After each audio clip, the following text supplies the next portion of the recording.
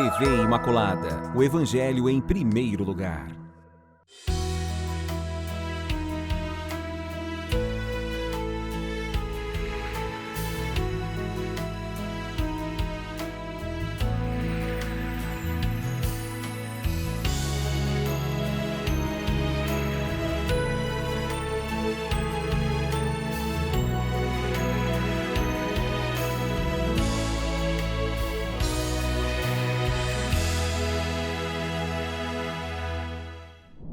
Olá, queridos amigos, nosso programa no ar, enfim, iniciou a nossa aula, o nosso encontro, e eu quero agradecer imensamente a você por se manter assíduo nessa proposta de continuar estudando essas páginas sagradas. Para quem está começando agora, nós fechamos o Pentateuco, estamos agora no livro de Josué, descobrindo e aprendendo e entendendo todo o legado que Josué recebeu de Moisés. São tarefas e determinações importantíssimas que vão trazer substâncias assim intensas para a gente entender todo esse projeto de Deus na condução do seu povo. Vamos agora aqui, agradecendo a presença de nossos mestres. Eu tenho aqui a professora Amélia. É muito bom estar aqui. Obrigada, Padre Carlos. Tudo bem, pessoal? Nossos valorosos pesquisadores e que vão nos orientando e conduzindo nesse entendimento. Nós vamos, como eu disse para vocês, continuar estudando Josué. Estamos agora entrando hoje no capítulo 14, que eu vou pedir que vocês possam abrir seu material. Josué vai estar depois de Deuteronômio. E vamos tentar entender agora que esse comecinho que nós vamos fazer do versículo 1 ao versículo 5º, mas antes eu vou pedir, Amélia, você pode fazer uma retrospectiva, assim, breve, do que nós vimos no programa anterior, para que todos possam entender?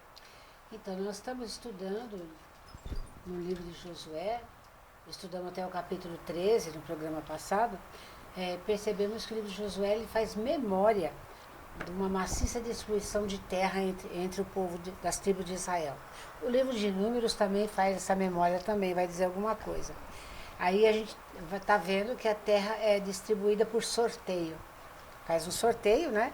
E entre as famílias do povo que chamam de israelitas e busca preservar a identidade das tribos. Então todo mundo vai receber sua terra, tem uma tribo que não, e a gente vai trabalhar isso também, né? E a gente estava estudando esses programas passados, a gente está vendo muita violência, parece que entra, mata, e Deus é que mata todo mundo, mata todo mundo. Mas a gente fala assim que por trás dessa violência toda, o texto está mostrando para nós o surgimento de uma sociedade sem dominações, sem exploração, e está baseando construir caminhos de vivência na harmonia, na igualdade e na paz. Então, sempre a gente está repetindo assim, para a gente entender esses textos, a gente tem que perceber que por detrás de tudo tem o ideal de uma vida, de uma sociedade igualitária, né? E por detrás disso também, a gente tem que sempre lembrar. O texto aconteceu numa época, foi escrito centenas de anos depois, quando o povo está vivendo uma monarquia, ou quando o povo já está saindo do exílio da Babilônia. Tá. Então, se o povo entrou na Terra, a gente fala em torno de 1200 antes de Jesus, e o exílio que a gente está falando, é o exílio do país chamado Babilônia, aconteceu de 587 a 538. Então, olha, são mais de quase 800 anos de história para contar. Então, quem conta, está contando, mostrando, eles vão voltar para a Terra, como é que eles querem viver lá na Terra que vão voltar. Então, um ideal de sociedade de 1200, eles querem repetir, entre aspas, né? Não vai repetir como foi, mas é o sonho de viver um projeto do povo de Deus. Isso que a gente está vendo. Então, cada capítulo que a gente estuda, sempre lembrar qual é o rosto de Deus que o povo tem, e lembrar sempre que a gente, quando olha o Antigo Testamento, a gente tem que olhar com os olhos de Jesus de Nazaré ressuscitado. Ok. É fazer essa experiência. A gente pensava que era assim, mas quando Jesus veio, e Jesus é Deus, ele nos mostrou quem é o Pai. Tá. E eu sempre falo assim, alguma vez Jesus falou, vou te castigar? Jesus falou, vai e faz guerra e mata? Toma dele, deixa para cá? Não. A mesma coisa, é o mesmo Deus. Né? Tá. Então entender isso, é o jeito de pensar de Deus. Hoje mesmo tem pessoas que pensam num Deus amoroso, um Deus ternura e compaixão, mas tem gente que pensa num Deus que castiga realmente, que manda fazer guerra para tomar o que é do outro. Então depende muito da nossa concepção de quem é Deus. De certa forma, a gente imprime no outro o nosso rosto, né? Quando você fala de Deus para algum grupo, seja onde você trabalha, onde o Padre Carlos trabalha, onde eu trabalho, a gente fala de uma experiência que eu tenho de Deus. Sim. E eu transmito. Sim. Então, quem também tem na cabeça um Deus que é castigador, é esse Deus que eu vou mostrar. Exatamente. Aí Tá. é o perigo, né? Isso é o Mas, perigo. aos poucos, as pessoas vão entendendo. Exatamente. É daí que a necessidade da evangelização. Tá. Isso. E veja bem que a palavra não é qualquer uma, é transmitir o evangelho em primeiro lugar. Né? Então, a gente tem agora, como a Amélia acabou de dizer em outras palavras, o rosto de Deus para nós é o rosto manifestado em Jesus. Ok.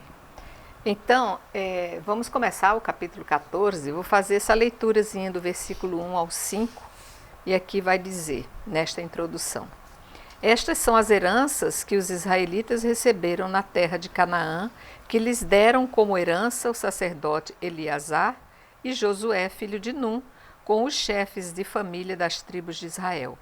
Foi por sorte que receberam sua herança, conforme Yahvé havia ordenado por intermédio de Moisés, para as 9 tribos e meia. Moisés já lhes havia dado herança, as 2 tribos e meia do outro lado do Jordão, mas aos levitas não havia dado herança entre eles.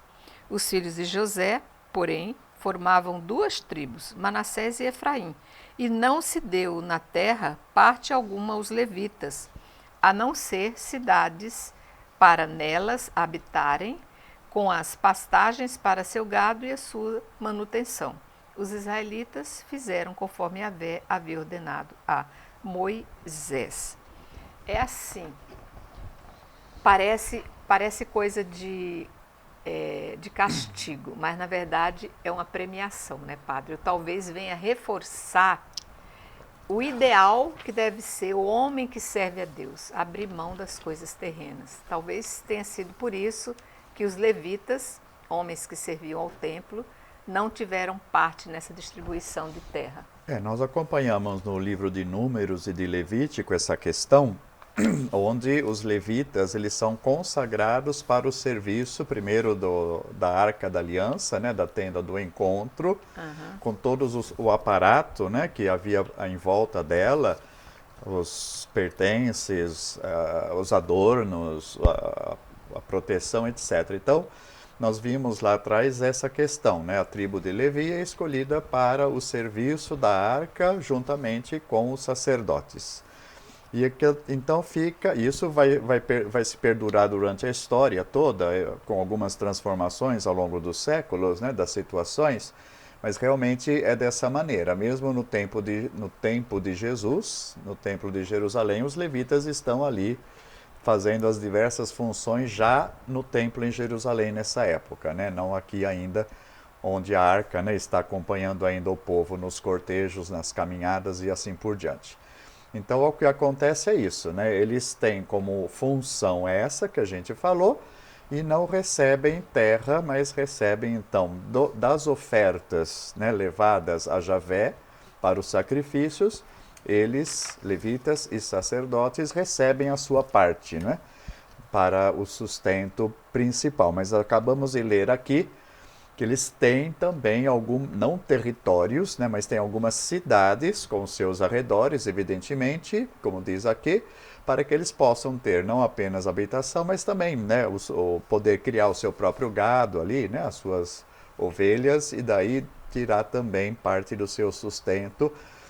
Porque depois, como vai se multiplicando, como todo o povo, né, os descendentes vão se multiplicando, acaba que eles têm que acertar direito qual época do ano que cada um está mais diretamente a serviço do templo e tal, e o resto do ano eles têm que ter um pouco da sua subsistência. Também nesses livros de Números e Levítico, a gente encontra várias vezes, quando se faz alguma oferta ou na época da colheita, que os levitas também precisavam receber alguma coisa, né, dos dízimos, também para essa questão da sua subsistência. Então não tem terra e se providencia então sua subsistência de outros modos. Muito bem. Seguindo aí o versículo 6. Os filhos de Judá vieram ter com Josué em Gilgal e Calebe, filho de Jefoné, o cenezeu, lhe disse: Bem sabes o que Yahvé disse a Moisés, homem de Deus, a meu e a teu respeito, em Cades Barne. Eu tinha 40 anos quando Moisés, servo de Yahvé, me enviou a Cades Barne para espionar esta terra, e eu lhes fiz um sincero relato. Mas os irmãos que haviam subido comigo desencorajaram o povo, ao passo que eu segui perfeitamente Yahvé, meu Deus. Naquele dia, Moisés fez este juramento: Certamente a terra em que pisou o teu pé te pertencerá por herança, a ti e aos teus filhos para sempre, porque seguistes perfeitamente Yahvé, meu Deus. Desde então, Yahvé me guardou com vida segundo sua promessa. Faz 45 anos que Yahvé fez essa declaração a Moisés, quando Israel andava pelo deserto. E eis que agora estou com 85 anos. Estou tão robusto hoje como no dia em que Moisés me confiou essa missão.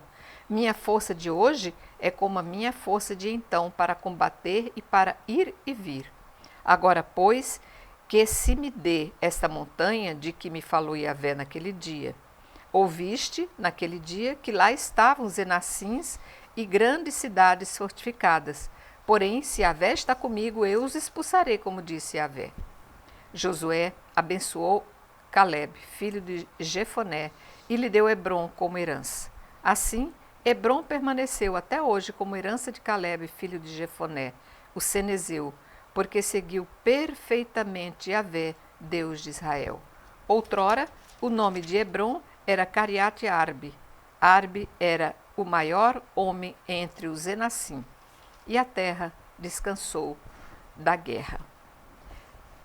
Interessante é que a gente ouve falar pouco de Calebe, pelo menos nos nossos costumes católicos, mas é um nome muito citado entre nossos irmãos protestantes, né?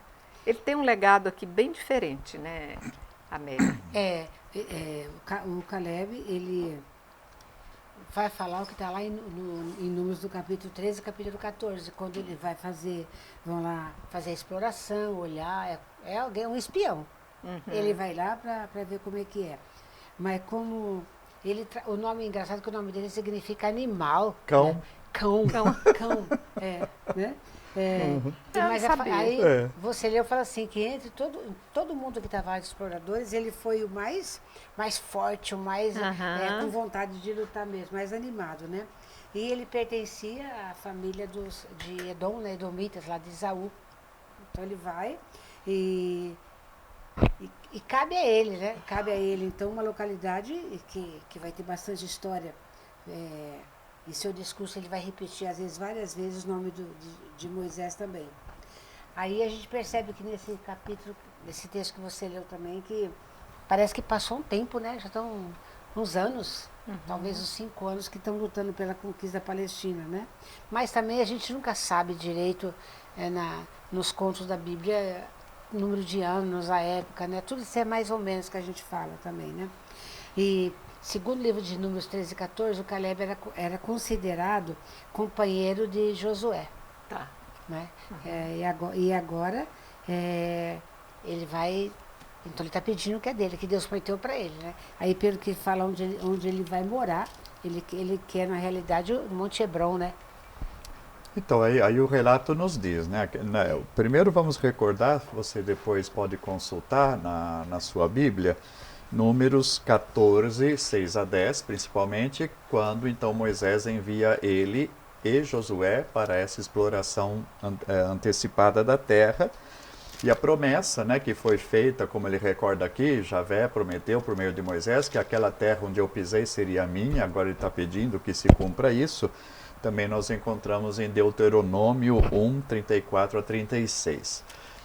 Então vejam bem que naquele momento em que Moisés os envia para explorar a terra, Josué e Calebe estão em pé de igualdade. Quando chega aqui, a gente viu já, no começo do livro principalmente, de Josué, que Josué é que recebe o Moisés passa o bastão para ele, né? Da liderança do povo. Então aqui agora Caleb, vamos dizer assim, eram companheiros iguais antes, mas agora Josué está acima dele, né? Pela missão que recebe, pela escolha que Javé faz então dele liderar o povo. Tanto que o início desse capítulo nos coloca Josué junto com o sacerdote Eleazar, assim como antes era Moisés e seu irmão sacerdote Arão, né? Aqueles que estão à frente do povo. Então aqui agora vai aparecer um pouco mais, já apareceu, perdão, no versículo 13 desse capítulo 14, que acaba até mesmo Josué abençoando a Caleb, né? Então existe agora essa outra, né? isso, Josué ele está na liderança, né? E Caleb tem todos os seus méritos, né? Pelo que aconteceu antes de ser fiel a Javé, de não ficar desmotivado quando viram que o povo que habitava essa terra era mais forte que eles. Ele continua a confiar que Javé vai lutar por eles, como assim o faz, né? Para a conquista da terra. Agora é interessante a pergunta que você fez para a Amélia, que Caleb é mais citado, né? Aparece muito menos que Josué, evidentemente, pelo que acabamos de dizer, mas Caleb é bastante citado. Por quê? Aqui nesse momento, ele é que aparece, vamos dizer assim, como o principal patriarca da tribo de Judá.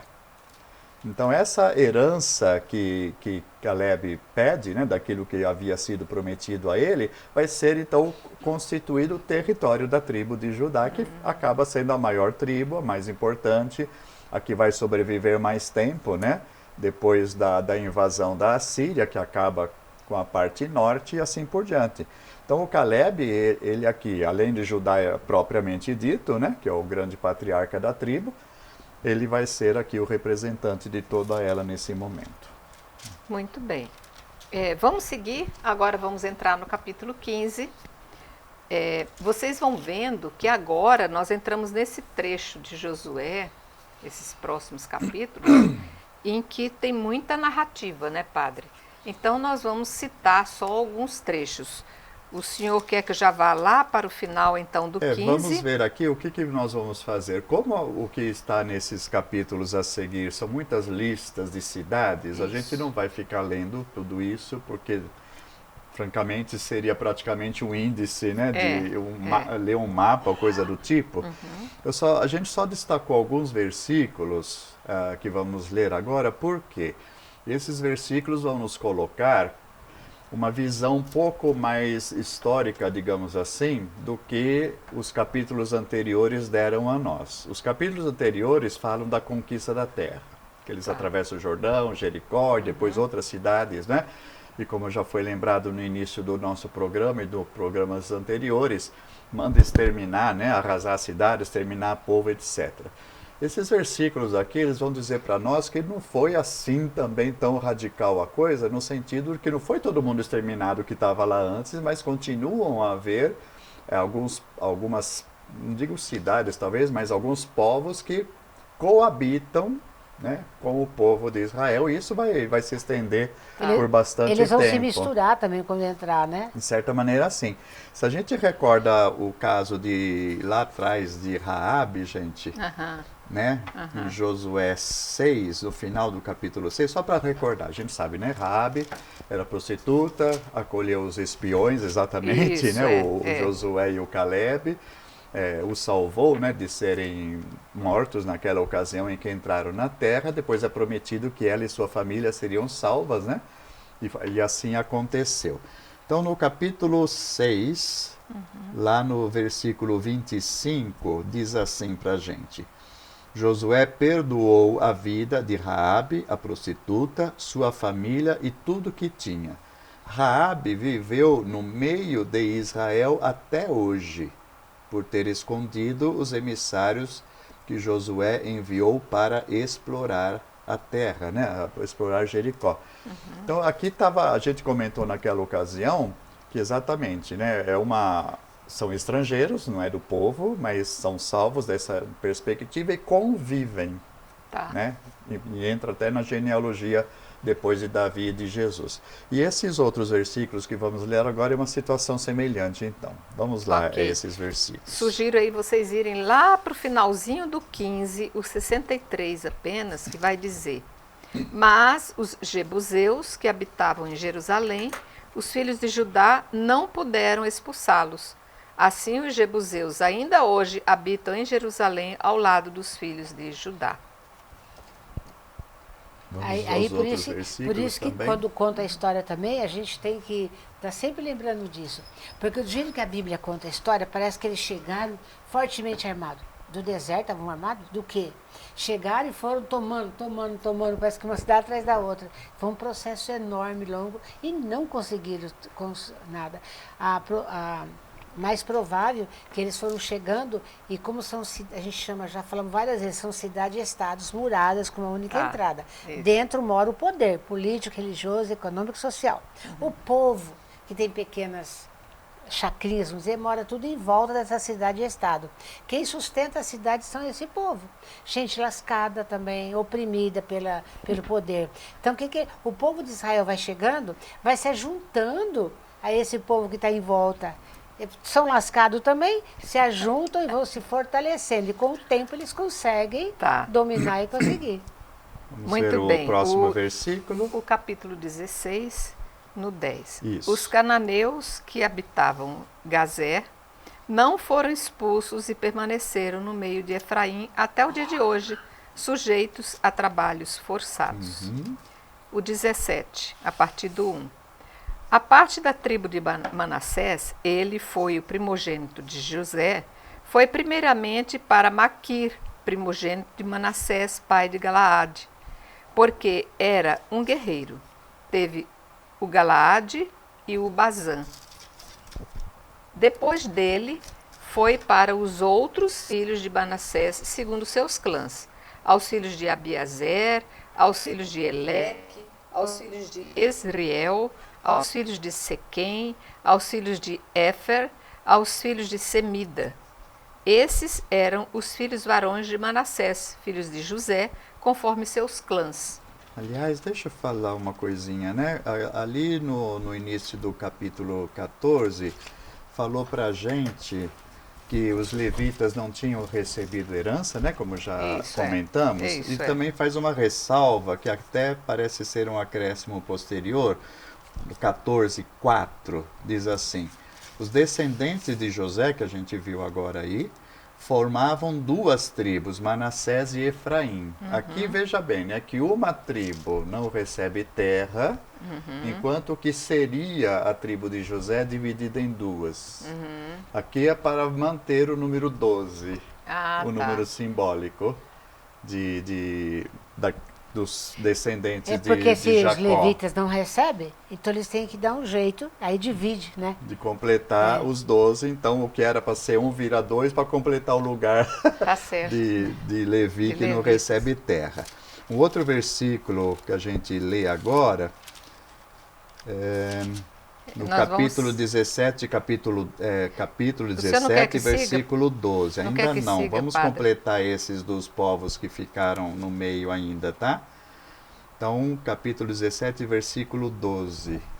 Mas, como os filhos de Manassés não puderam tomar posse destas cidades, os cananeus continuaram a habitar na terra. Contudo, quando os israelitas se tornaram mais fortes, submeteram os cananeus a trabalho forçado, mas não os expulsaram de todo. Então, né, mais um povo que ficou ali misturado no meio, né? Que a gente viu ali. Qual é o outro versículo?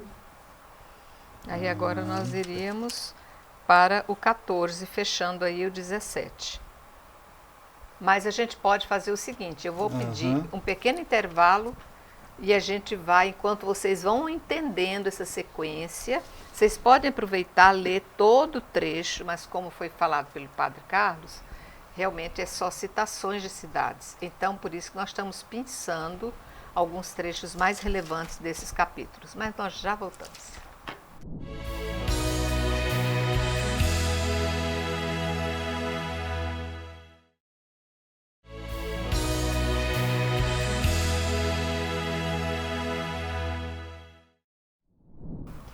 Ok, voltamos do nosso intervalo. Vocês lembram que na leitura nós fizemos no capítulo 17 o versículo 1 e paramos ali no 2? Vamos seguir um pouquinho mais para a gente entender o que acontece aqui.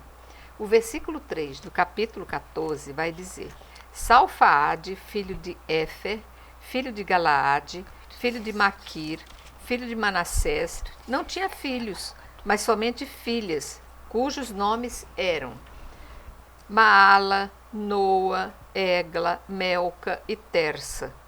Elas apresentaram-se perante o sacerdote Eleazar, perante Josué, filho de Num, e perante os notáveis, e disseram: Yahvé ordenou a Moisés que nos desse uma herança no meio de nossos irmãos.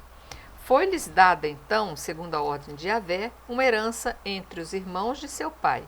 Assim, pois, couberam a Manassés 10 partes além da terra de Galaade e do Bazã, situado além do Jordão, porque as filhas de Manassés obtiveram herança entre os filhos deles. Quanto à terra de Galaade, ficou pertencendo aos outros filhos de Manassés. Só queria corrigir um pouquinho, você falou no capítulo 14, é 17 que você leu. Capítulo 17, Isso, corrigindo. 3 a 6. Isso, tá. Uhum. Os versículos são os mesmos. São mesmo. Aqui tem essa questão de esse monte de meninas, né? Que eles gente, até nisso a coisa era feita assim, feito troco de dinheiro, né? Como elas, mulheres, uniam-se a outros que já tinham na sua herança outras terras, eles começaram a olhar: esse cara aqui vai ficar com mais terra do que todo mundo. Mas aí não são as consequências da vida, Amélia? Pois é, por que mulher não podia receber, né? Então. E você leu que fala que como Javé prometera, é a herança de Deus. Então, aí a gente vai percebendo que mesmo que às vezes a gente fala assim que é uma leitura patriarcal, machista, que mulher não tem vez, tem sim. As mulheres também atuaram. Então aqui também entra na partilha, ele só tinha filhas, vai ficar para quem a herança? Exatamente. Para os primos, para tio, não, ficou para elas também. Muito bem. Então veja o que tem por trás disso, é a questão das heranças, das terras que estão sendo aqui então sorteadas, dadas, né, às tribos. E o que acontece? A lei, o intuito é que aquela terra recebida por tal tribo, por tal clã, continue para sempre pertencendo a esta tribo e a este clã. Certo. Essa parte que nós estamos vendo dessas filhas, né, está cumprindo o que havia sido colocado em Números 36, 2 a 9. Exatamente acontece isso. As mulheres em si, elas não têm direito à herança. Se esse homem, né, teve só filhas, elas vão ter que casar com homens de outro clã, de outra família. Então, Isso. o que acontecia é que elas iriam passar a pertencer a outra tribo também, e com isso a terra iria, né, também ser transferida para outra. Se a gente lembra também, em Números, existe aquilo que é citado inclusive no Evangelho, a tal da lei do levirato. Sim. Que significa o quê, né? Quando um homem se casa e não tem filhos, né, vai acontecer outra vez essa mesma situação de a terra dele acabar indo para a mão de outra família, de outro clã. Então, o que deveria ser feito? O irmão daquele homem que não teve filhos vai desposar a esposa dele para suscitar descendência ao irmão falecido sem filhos. Então é a mesma questão aqui. Tá. O que é importante nesse momento é que a terra permaneça pertencendo a tal tribo, a tal clã daquela tribo e assim por diante. Aí eu entendi a sucessão dos irmãos. Isso. Justamente para que se mantenha dentro daquela família aquelas posses. O nome e a posse ao mesmo tempo. E é muito importante lembrar também que a terra é de Deus. É de Deus. Não é do povo. Eles recebem como herança, né? E essa herança tem que perpetuar. Não é para ser vendida, não pode. Aí nós estudamos outros livros que se acontecer algum endividamento, você vai cuidar do seu irmão para voltar. Então a terra é essa memória. Você não é dono da terra, o dono da terra é de Deus. É ele que é o dono. E ele deu ao povo como herança para cuidar de geração em geração. Isso, a Amélia está citando aqui o que é conhecido como ano jubilar. Isso. Né? A cada 7 anos, ou mais ainda a questão da terra, a cada 50 anos, se havia acontecido, né, das dívidas, dos negócios, de passar para outra tribo, outra família, tinha que retornar também à família original. Então tudo isso, né, é questão, o povo não é dono, Javé que está dando, e esse modo de dar e de distribuir que nós estamos vendo aqui, deve ser mantido através dos tempos, para que não aconteça o quê? De começar a ver a questão de latifúndio, de concentração de terra e etc., né? E outros ficarem sem terra, sem herança do que Javé colocou para cada um. Ok, muito bem. Para terminarmos esse capítulo 17, nós vamos lá para o versículo 14. Os filhos de José se dirigiram a Josué nestes termos: Por que me destes por herança apenas uma parte, uma só porção, embora seja eu um povo numeroso, tanto me tem abençoado Yahvé? Disse-lhes Josué: Se tu és um povo numeroso, sobe a floresta e desmata à vontade a floresta da região dos Ferezeus e dos Refaim, visto que a montanha de Efraim é muito estreita para ti. Os filhos de Josué disseram: A montanha não nos é suficiente. E além disso, todos os cananeus que habitam na terra da planície têm carros de ferro, bem como os de Batzã, e das cidades que dela dependem, como os da planície de Jezrael. Josué disse então à casa de José, de Efraim e de Manassés: Tu és um povo numeroso, e grande é a tua força. Tu não terás uma parte apenas, mas terás uma montanha. É verdade que é uma floresta, porém tu a desmatarás e os seus limites te pertencerão.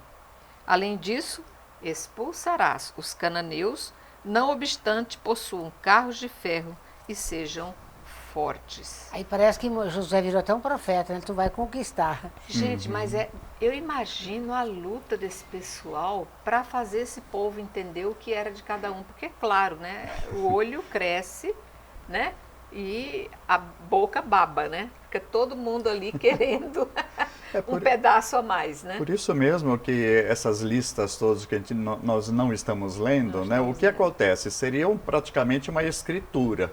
Exato. Né? Então, pertence a esse, os limites, etc. e tal. Então, está lavrada a escritura, vai ficar guardada para sempre, para ser respeitada e não acontecer essa questão entre as tribos de ficarem agora disputando entre si. E a gente vai continuar a ver daqui a pouco. Nós estamos falando de algumas tribos aqui que já receberam então a sua herança, e vai precisar continuar esse processo de divisão das terras. A gente vai ver como é que eles resolvem essa questão. E você vê que de um lado, porque olha, eles ganharam uma terra e assim, de um lado tem os cananeus, do outro lado a montanha. E daí, como é que a gente conquista? Aí ele fala, vai lá, vai luta pelo que é luta, teu. vai na montanha e vai tirando tudo. Quer dizer, não precisa ter guerra bélica, né? De arma. De um lado, tem que ter coragem. E desmatando a montanha, e plantando, e cuidando. E outra coisa que diz aqui o texto para nós, exatamente, eles chegam lá, olha, nós somos muita gente para esse tanto de terra aqui. O que nós vamos Daí fazer? precisamos de mais. Então, à medida que as terras vão sendo repartidas, até aqui pelo menos, se leva em conta o número de pessoas daquela tribo para que, né, fique equitativo e não tudo igual. Exatamente. É uma questão do quê? Né? Se a gente reparte para as 12 tribos um terreno do mesmo tamanho, vai acontecer essa questão. Uns têm menos gente, outros têm mais gente, vai ficar uns apertados, outros sobrando terra. Então tem que ser uma distribuição equitativa proporcional ao número de pessoas da tribo. É o que a gente fala hoje, quando os vicentinos fazem um trabalho, vários grupos de dar cesta básica, né, para quem não tem. Não dá muito certo porque eu sou uma família com 10 pessoas e você tem 3. O mesmo tanto que dá para você, dá para mim. A sua vai um mês inteiro. A minha, em uma semana, vai acabar. Então, tem essa parte igual depende da quantidade de pessoas. Se for distribuição da terra. Se uma tribo tem 500, tem que ser terra que dá para 500 pessoas trabalhar, plantar e sobreviver. E se a outra tribo tem menos gente, menos terra. É interessante, como antigamente o pessoal dizia, a minha riqueza são meus filhos. É. Porque a mentalidade vem daí. Quanto mais numerosa aquela tribo, mais numeroso aquele povo, mais direito eles tinham à terra. Hoje a gente já diz, quanto mais filho, mais pobreza, mais dificuldade de criar, e já vem 1000 obstáculos. Porque hoje não existe essa divisão de terra, cada um tem o quinhão a que trabalhou e lutou para ter, né? Então, muitos filhos realmente hoje têm que pensar em fralda, em comida, leite em pó, aquele negócio todo, então Mas realmente tem que fazer um cálculo, Aí né? eu sempre É. brinco assim, ó, só eu tenho 5 filhos, até 2 de uma vez, né, gêmeos. E a gente sabe a luta que foi, uma luta vitoriosa, a gente tá aí, tá legal, né? Mas assim, por isso que tem que existir sempre, junto com a evangelização também, os cuidados É isso. com o corpo, com a família, com as coisas, né? Mas os filhos sempre são uma bênção. Sempre Isso que a continuam gente sendo não pode bênção. perder de vista, pelo amor de Eu Deus, fico né? pensando, bênção, sem- outro dia eu estava pensando assim, sem já dúvida, vai pai. fazer 33 anos que eu sou viúva, né? E fiquei casada há 23 anos e meio. Então nós tivemos 5 filhos, 2 de uma vez, mais um e uma menina. Bênção de Deus na minha vida, que eu demorei 4 anos para ter um, depois de tanto falar, eu quero pelo menos um, né? Tá.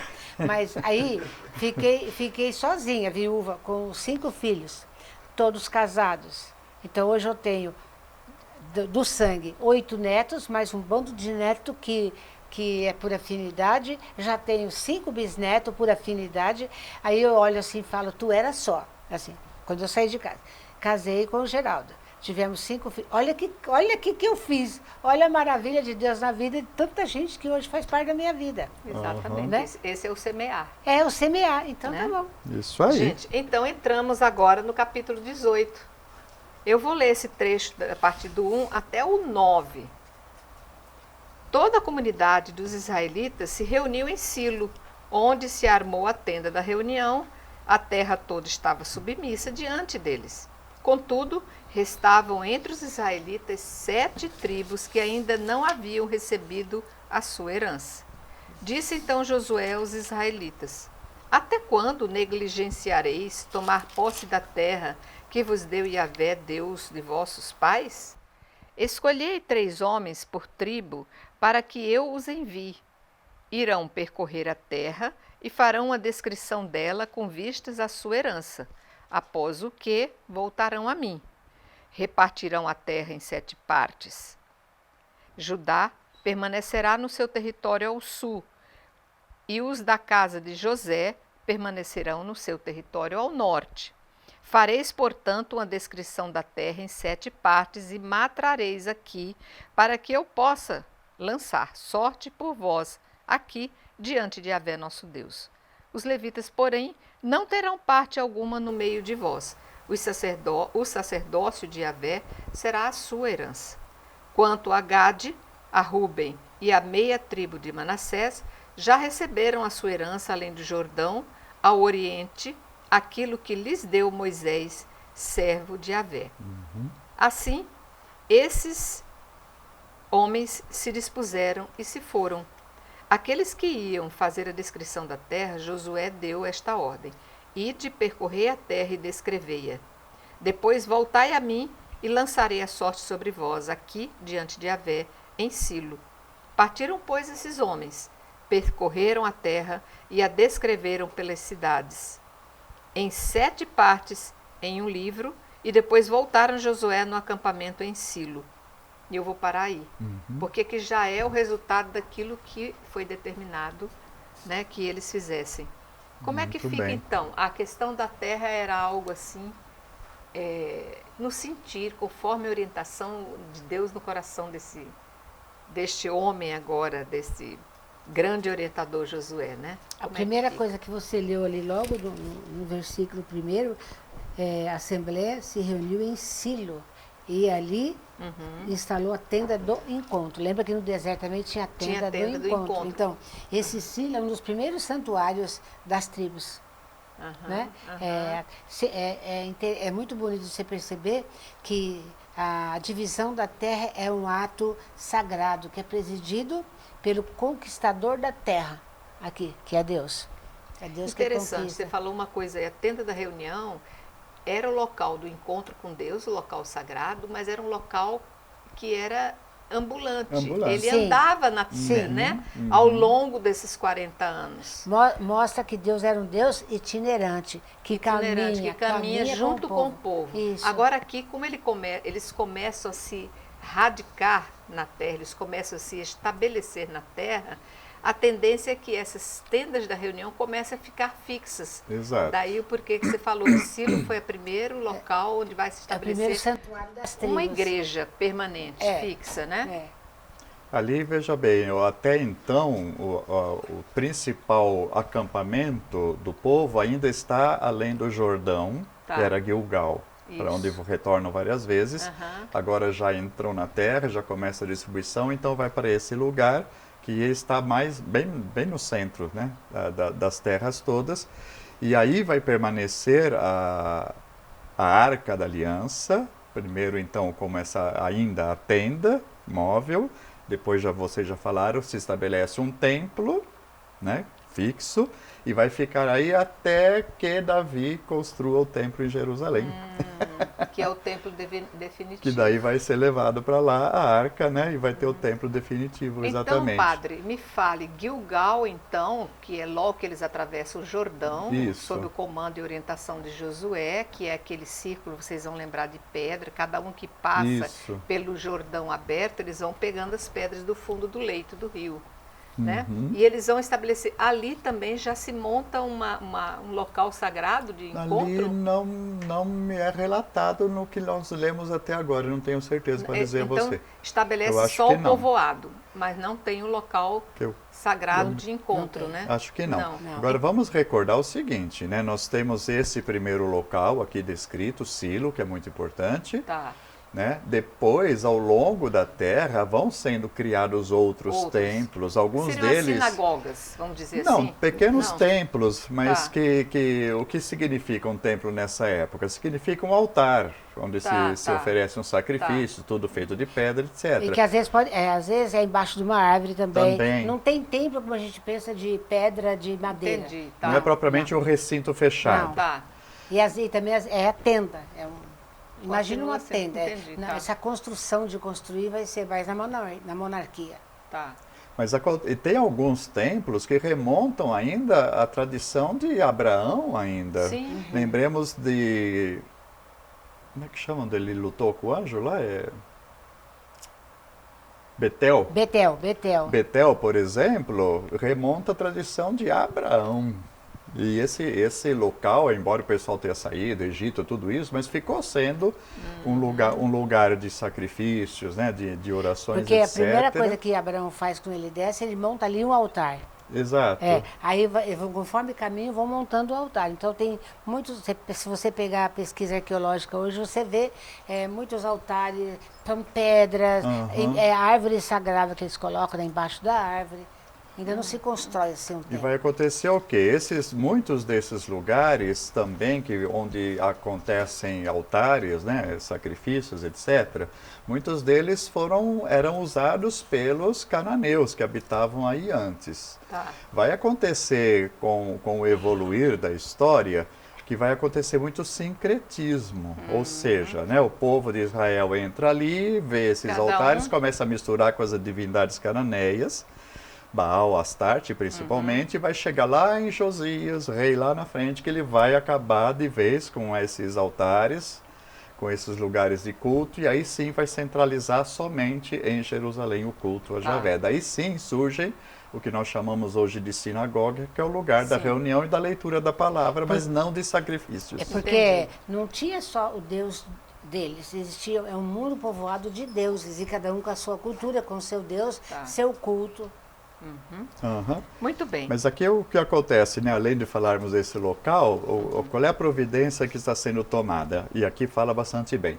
Tinha as tribos que já tinham ganhado terras do outro lado do Jordão, já tem a tribo de Judá, Caleb, né? Que já tinha recebido a sua parte, já tem as tribos de José, as duas que já receberam, como a gente viu agora, e ainda tem 7 tribos para receber seu território, e Moisés Josué, aqui ele é muito sábio, né? Olha, vão, explorem a terra, façam um mapa, me descrevam tudo certinho, tragam para mim um projeto, né, de divisão da terra. E agora, daqui por diante, as 7 tribos que ainda restam sem receber o seu lote, vai ser por sorteio. Tá. Então aí é Deus, novamente, sorteio quer dizer o quê? É Javé que está distribuindo para cada um o seu lote. Vamos no 19, só o comecinho do 19, versículo 1. A segunda sorte saiu para Simeão, para a tribo dos filhos de Simeão, segundo seus clãs. A sua herança foi no meio da herança dos filhos de Judá. Aqui, na realidade, nós vamos ver só agora para dizer o que agora cabe a cada sorte. Tá. Antes disso, olha, ali no 18:11 a primeira sorte. Você leu a segunda no 19, né?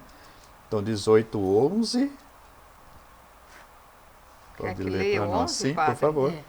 Saiu a sorte, em primeiro lugar, para a tribo dos filhos de Benjamim, segundo seus clãs. Isso, depois veio o 19:1, segundo lugar Isso. Simeão. Agora o terceiro lugar está em 19:10. 19:10. A terceira sorte coube aos filhos de Zabulon, segundo os seus Os clãs. Depois 19:17. A quarta sorte saiu para Issacar, para os filhos de Issacar, segundo os seus clãs. Versículo 24. A quinta sorte saiu para a tribo dos filhos de Azer, segundo os seus clãs. Muito bem. Versículo 32. Para os filhos de Neftali saiu a sexta parte para os Sexta filhos parte. de Neftali, segundo os seus clãs. O 40, versículo Isso. 40, nós estamos no capítulo 19. A sétima sorte saiu para a tribo dos filhos de Dan.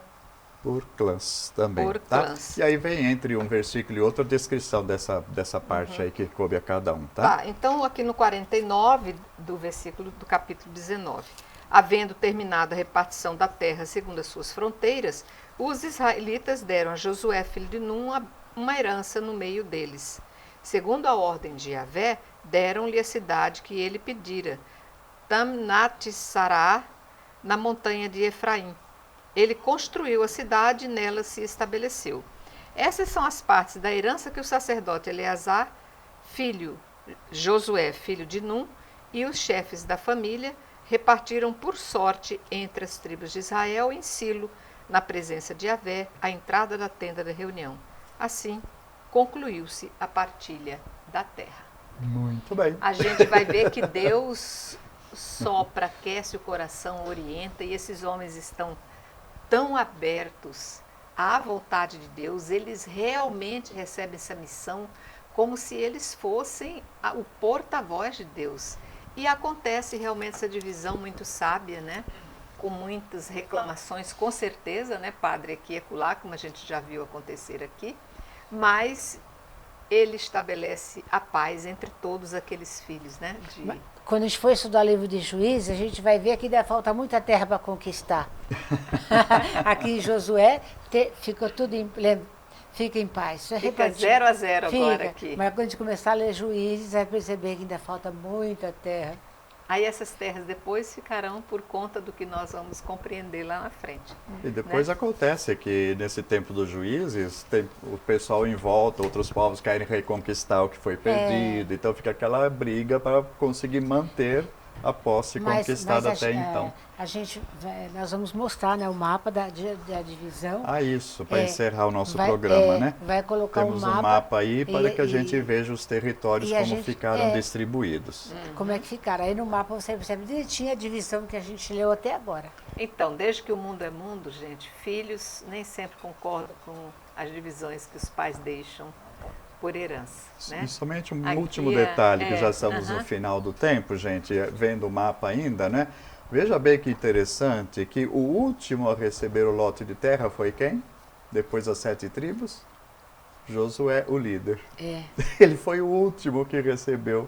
Mostrou que era um grande líder. Né? Né? Entende? Em vez de, eu é que estou aqui na frente, eu pego o que eu quero primeiro, Ele não, foi né? o último. Todas as ordens recebidas antes foram cumpridas, foram distribuídos, sorteado, o último, ele. Mas isso aí mostra exatamente o espírito do grande líder. Ele pensa primeiro em todos aqueles que estão sob suas ordens, para depois ele pensar no que ficou para ele. Bem parecido hoje em dia, né? Mas igual. Como a gente precisa voltar e ler essas coisas assim para a gente se recompor, né? Mas eu quero com isso dizer que está sendo ótimo conhecer Josué, conhecer toda essa partilha de terras, conhecer como é que Israel hoje se estabeleceu como essa cidade que é, sempre sobre a grande vontade de Deus para esse povo. Fiquem conosco, não percam o nosso próximo programa. Meu agradecimento aqui aos nossos mestres e dizer que vocês são a parte mais importante de tudo isso. Portanto, rendo minha homenagem a Maria Imaculada para que todos continuem estudando para que sua fé cada vez mais cresça. E salve Maria Imaculada. Salve Maria Imaculada.